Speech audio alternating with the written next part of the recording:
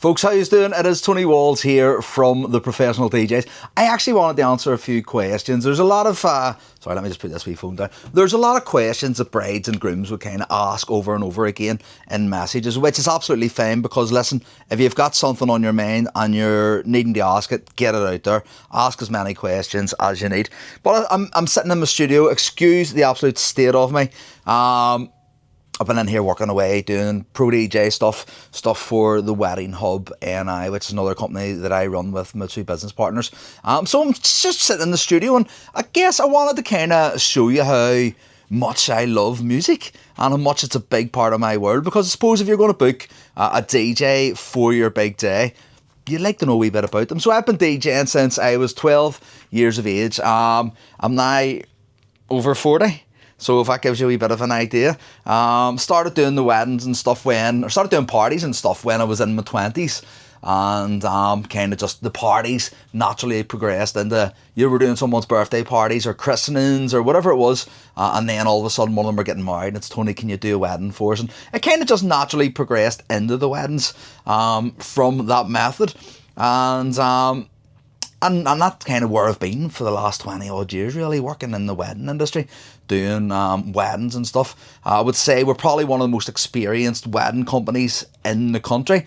We also offer different things like dance floors, photo booths, selfie mirrors, light up love letters, things along those lines as well, where you can get everything all together in one place, which kind of makes sense because it's one supplier, one deposit, one travel charge, and one company you're dealing with to do all that. But I just want to have you a wee quick browse of how my studio looks. So as you can see here, let me see my decks. So these are my studio decks in here. The old turntables, the old 1210s. Got those when I was about 16 years of age. Same ones, still brand new. Well, they're not brand new, but I got them serviced and stuff, so they work really well. I also run a record label called Sonar Bliss Records. That's how much I love music. And I produce music under a couple of different aliases. This, believe it or not, is actually a vinyl record that myself and my my musical partner, Suggsy, put together under an alias called Hendo, some of the events and stuff that we've played at. So music really is a big, massive part of my life, and so when you're booking me, you're getting somebody who isn't just hasn't just got into it for different reasons. You know, I've got into it because I'm deeply passionate about music. I'm deeply passionate about entertaining people. I'm deeply passionate about making sure that I deliver a service that you expect. I'm just going to set this wee camera down a second. So I'm going to go through some of the main questions that a lot of brides and grooms would ask on a regular basis for me. So for myself, I'm a radio presenter as well, on top of a record label owner and a wedding directory owner and everything else. But I love it. I just love being involved. You know, I mean, being self-employed full time has given me the opportunity to do the things that I really love doing, and I try my best to utilise the time that I have to do those things that I do love doing. What was I saying? Yes, a lot of questions. Some of the questions that have been asked more recently is I am a radio presenter and I present the weekday show from 10 a.m. until 2 p.m. in the evenings for Energy 106, which was a massive radio station 20 years ago. It relaunched again there on October the 6th of 2025, so still fighting its feet. All of the old audience has just jumped straight back into it again, full force. But a lot of questions that I've been getting asked more recently, because it is a dance music station, does that mean that my weddings are going to be all dance music? Absolutely not.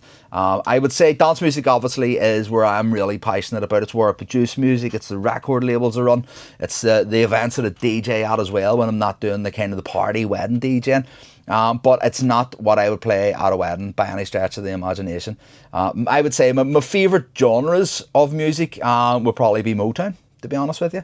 Kind of soul, blues, funk, all that type of stuff.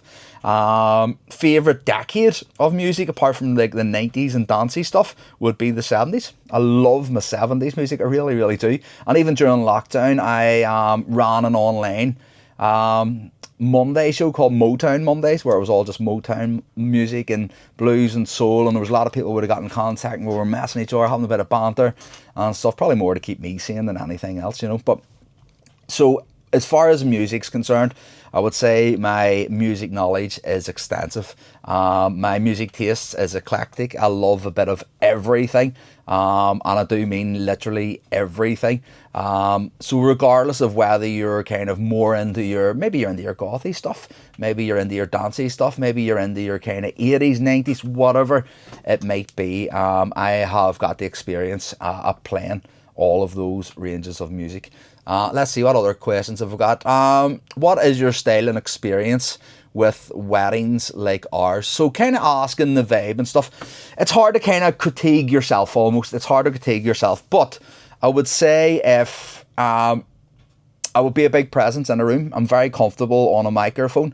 I like to look around the room, particularly early on, and spot the characters, have a bit of crack over the microphone. I don't ever be ever too over-imposing. I would be very self-conscious and very aware when somebody kind of is ready to engage or if somebody isn't ready to engage. But you can see the ones who are prepared to have a bit of a laugh, and I would always have a bit of crack with them. And so I think doing that at the start of the room and being so comfortable on a microphone really allows your guests to go, do you know what, or somebody's just up for a laugh.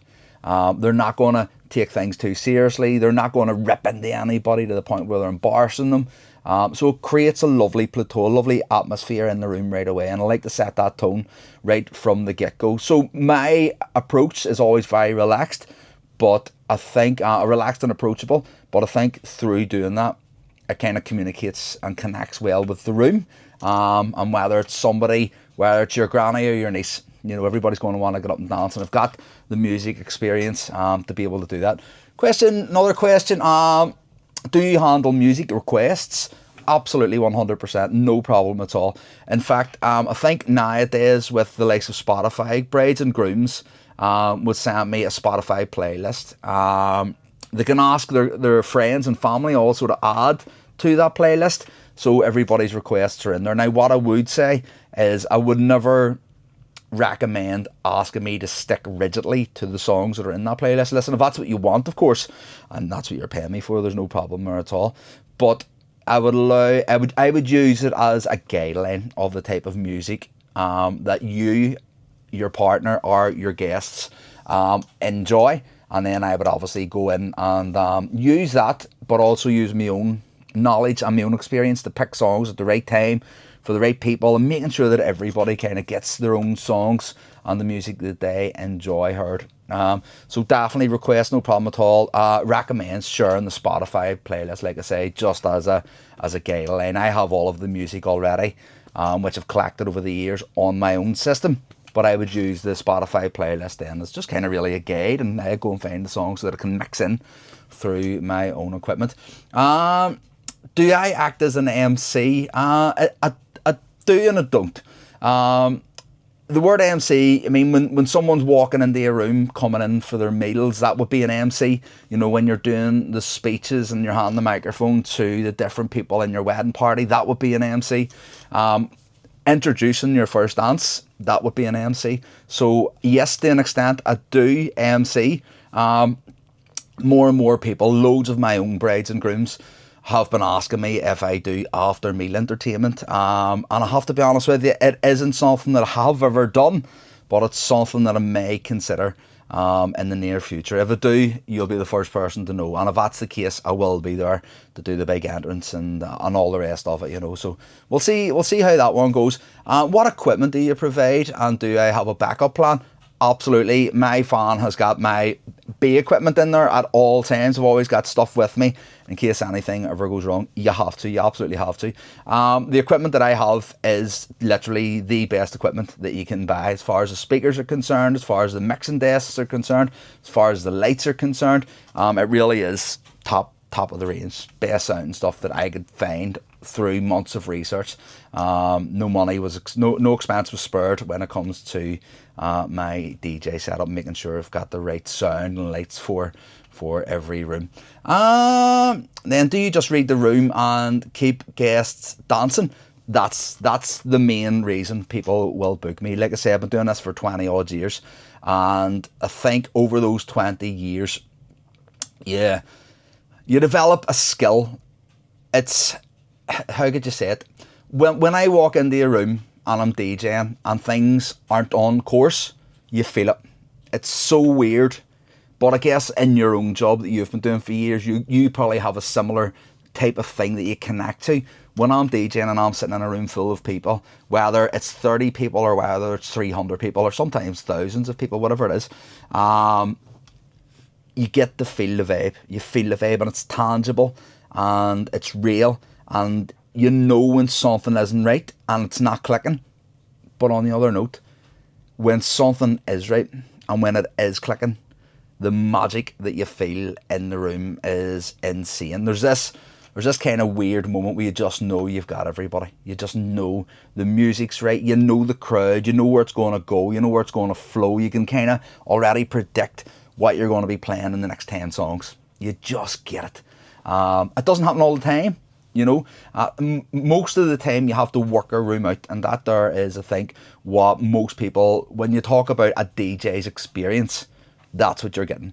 You're getting the ability to problem solve, to look at a room and go, right, you've got various different groups, people that might like a wee bit of rock, people that might like a bit of dancey stuff, people that like a bit of 70s.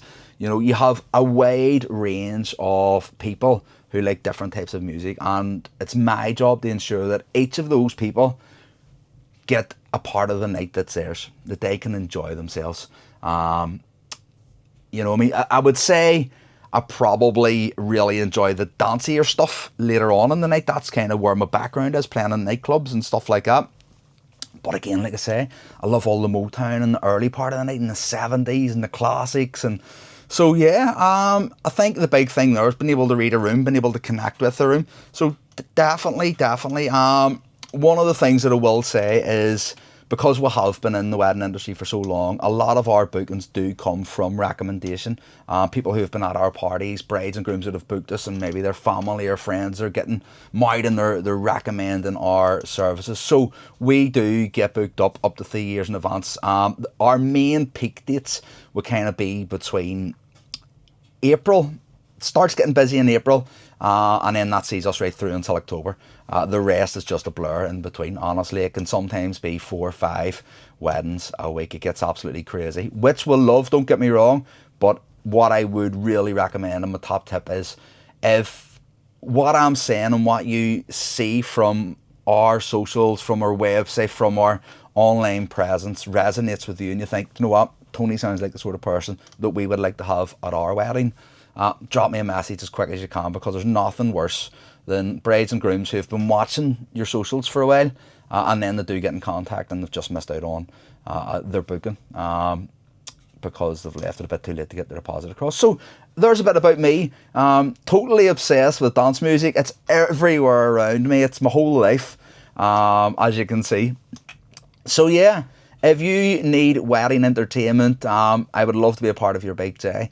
Plus, like I say, we have the packages there where we'll have our own selfie mirrors, starlight dance floors, photo booths, light up ladders, all of that type of stuff. And like I also say as well, I co-own the Wedding Hub NI. So we have literally a collection of the best wedding suppliers that can do everything for you. So thank you very much for taking the time to watch this video, and hopefully I can hear from you really soon. Cheers.